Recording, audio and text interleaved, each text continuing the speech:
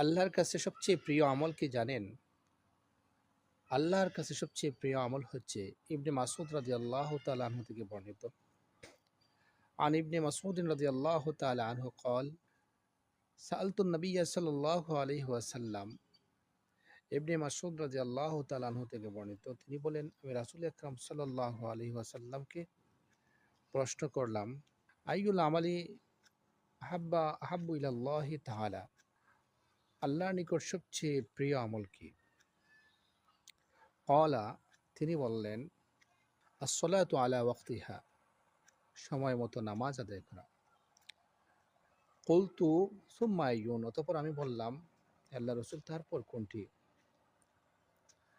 ক্বালা, তিনি বললেন, বিরুল ওয়ালিদাইন, মাতা পিতার সাথে ভালো ব্যবহার করা, সদাচরণ করা, উত্তম আচরণ করা।